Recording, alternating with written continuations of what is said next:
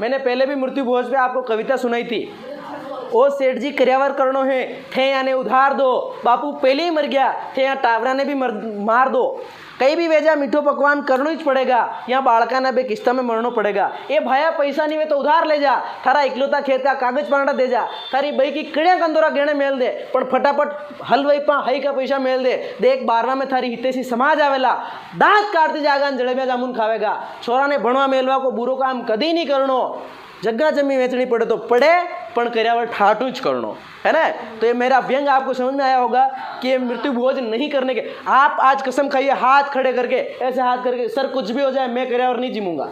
जिसमें हिम्मत है वो हाथ, जिसमें हिम्मत है, थोड़ी बहुत इंसानियत है, तो आपको जैसे इन्फॉर्मेशन मिले कि हाँ आपको क्या है, आपको पत्रिका मिलती है, आप तो सोचते हैं तो आयो, पर वास्तव में उस नज़रिए से देखो कि कोई आपको फ़ोन कर रहा है, हाँ हमारा भाई जी मर गया, आई जा मिठाई खवाऊँ, कितना अच्छा लगता है। अरे हमारा भाई एक्सीडेंट में मर गया, आई जा जिम ले। नहीं खाता हूँ, 5 साल 7 साल हो गए, नहीं है ना।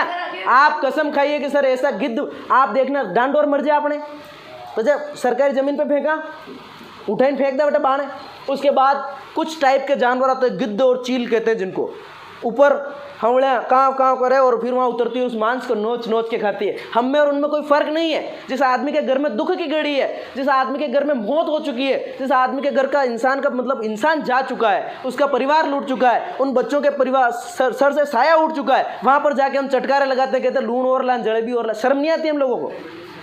इन कुरीतियों के खिलाफ आप खड़े नहीं होंगे तो फिर कौन खड़ा होगा? हिंदू धर्म को मानते हो? कितने संस्कार होते हैं? 16 संस्कार। कितने संस्कार? और 15वां के बाद जो 16वां संस्कार होता है वो होता है अंतिम संस्कार, दाह संस्कार। किसो संस्कार वे? दाह। अंतिम संस्कार होता है 16वां। उसके बाद तो हिंदू धर्म की किसी किताब में नहीं लिखा कि 17वां भी कोई संस्कार होता है। तो फिर ये आप चटकारे लगाने वाला संस्कार क्यों करते हैं? अगर सोचना घर पे जाके, आप दूसरों के यहाँ तो मज़ा आता है आपको, लेकिन आपके जिसके घर में अनहोनी हुई और उसी के घर में मिठाइयाँ हलवा पूड़ी पक रही, उसकी आत्मा जानती है क्या हो रहा है ये।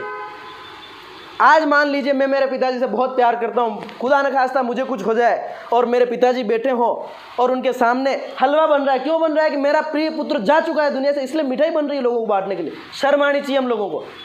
किसी आदमी की मोटरसाइकिल चोरी हो जाए, आप 10 रुपये की मिठाई लेकर के उसके घर चलो, मिठाई खा लो यार, आपकी गाड़ी चोरी, खाड़ा मेरी थंग माता में।